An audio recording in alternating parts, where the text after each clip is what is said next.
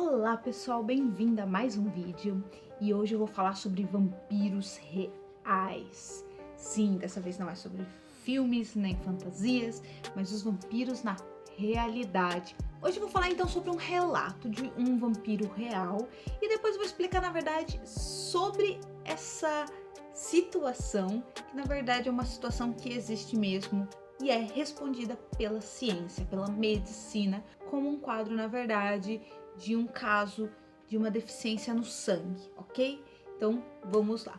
Antes de tudo, eu quero dizer que esse relato é um relato que eu ouvi há muito tempo. Na verdade, eu não ouvi, eu li sobre isso há muitos anos atrás. Na verdade, quando eu era adolescente, eu era fissurada por vampiros e demônios, essas coisas, e estudava muito sobre isso, né? Estudava só com filmes, eu estudava mesmo, eu ia na biblioteca para ter acesso aos livros, ter acesso aos computadores, né, que na época ainda não era tão comum assim, smartphone nem nada. Quando eu era adolescente nem tinha isso, nem existia smartphone.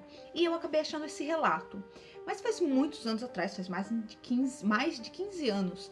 Então eu não vou me lembrar da cidade, o nome das pessoas, nem nada disso. Mas eu vou contar esse relato aqui pra vocês, tá bem? O relato se passa com uma mulher, na verdade, que ela começou a sair com um homem e após um tempo já saindo juntos e se conhecendo juntos, ele tomou a liberdade e começou a perguntar se podia beber o sangue dela, pedindo para beber o sangue dela, né? Isso para ela foi meio chocante, né? E deu um pé na bunda do cara, porque achou que ele era um doido. Só que depois ela descobriu que ela estava grávida desse rapaz. E teve o filho e criou o filho, não falou nada pra ele porque não queria contato com ele. Só que quando a criança começou a crescer e começou a ir pra escolinha, aí por volta dos 5 anos mais ou menos de idade, na verdade no relato eles não dão a idade exata da criança, eles colocam mais ou menos, né, por volta mais ou menos dos 5 anos, ele começou a demonstrar alguns comportamentos que eram muito estranhos e muitas vezes tentou cortar ou machucar coleguinhas de sala para beber o sangue dos coleguinhas e dizia que precisava beber aquele sangue, ele precisava do sangue. Os professores chamaram a mãe na escola e conversaram com a mãe e falaram: ó, tem uma coisa errada com seu filho quer beber o sangue dos coleguinhas.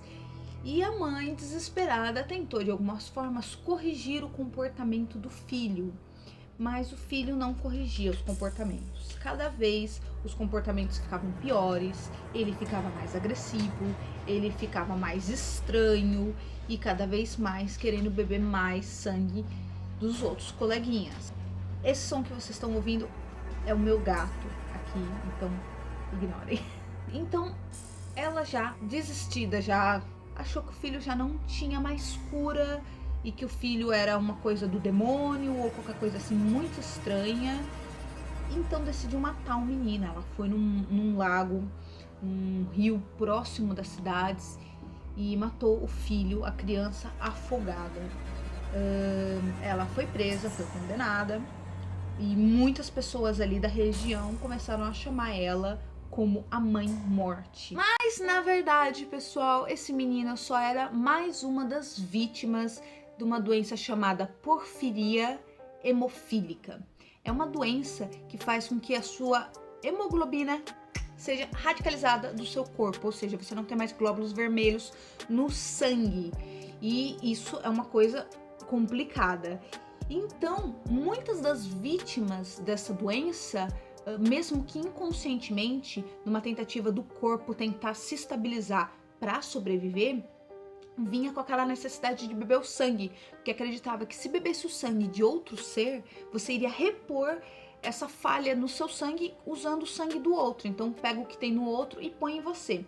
Você fala, mas uma criança não pensa que vai ter que repor o sangue do outro no... Não, a criança não pensou isso, mas muitas vezes o inconsciente da vítima, numa tentativa do corpo se manter sobrevivendo, pelo menos no mínimo ali das condições, trazia a informação para a pessoa que ela precisava beber o sangue para sobreviver.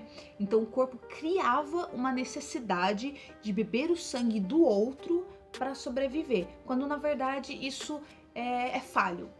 Você beber o sangue de outra pessoa não vai repor os glóbulos vermelhos do seu sangue, não vai repor a hemoglobina que tá faltando no seu sangue, tá?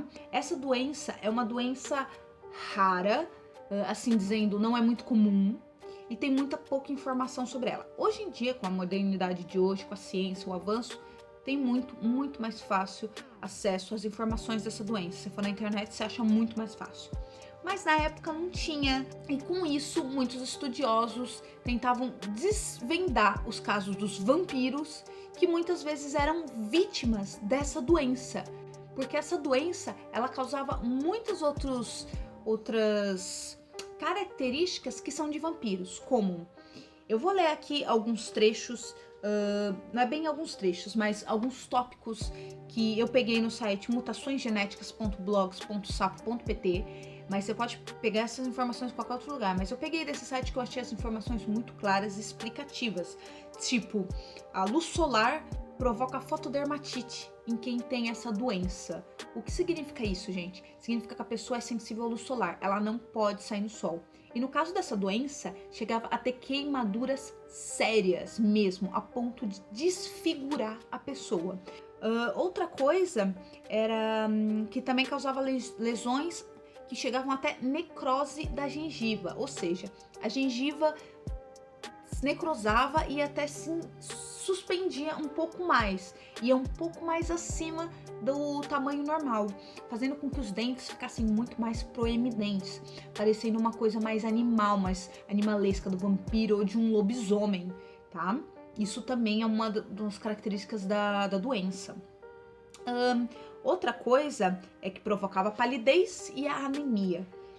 Muitos vampiros também são aquela coisa do pálido, do magrelinho, anêmico, mas a doença era causadora disso pelo fato que faltavam os glóbulos vermelhos no sangue, a hemoglobina.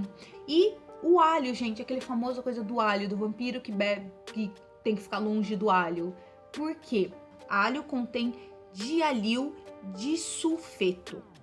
Essa substância no alho agrava a doença. Então as pessoas vítimas dessa doença tinham que se afastar do alho, porque essa substância no alho iam piorar muito o caso delas. Então elas tinham que eliminar isso da dieta delas.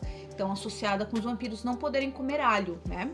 E muitas vezes, em muitas das vítimas, causava pelos no rosto, causava uma aparência bem cadavérica, que também eram associados com os vampiros e com os lobisomens, por causa do pelo no rosto. E essa foi uma doença muito associada com os vampiros. Muitas vítimas dessa doença, e por falta do conhecimento dessa doença, essas vítimas foram consideradas vampiros. Não podem tomar sol, não podem com alho, têm os dentes grandes e proeminentes, super pálidas e cadavéricas. Sim, esses são os nossos vampiros reais. Essa doença também ela é conhecida como porfiria vampiresca ou porfiria vampírica. O nome oficial é porfiria hemofílica, que vem da hemoglobina, que é o sangue, é uma deficiência de hemoglobina no sangue. Mas por causa das características totalmente vampirescas, também em algumas versões levou um nome vampiro ou vampiresca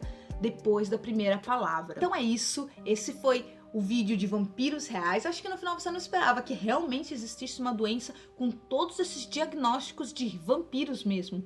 E se você conhece algum outro diagnóstico dessa doença, ou conhece alguma outra doença, ou algum outro fator que faça com que as pessoas pareçam um vampiro, ou até mesmo lobisomem, ou qualquer outra coisa que possa parecer muito sobrenatural, mas tem uma resposta científica por trás, põe aqui nos comentários, me conta sobre ela. Não se esqueça de dar um like no vídeo aqui também para ajudar o canal e se inscrever no canal e ativar as notificações. Espero que vocês tenham gostado desse vídeo. Um grande beijo para vocês e até o próximo.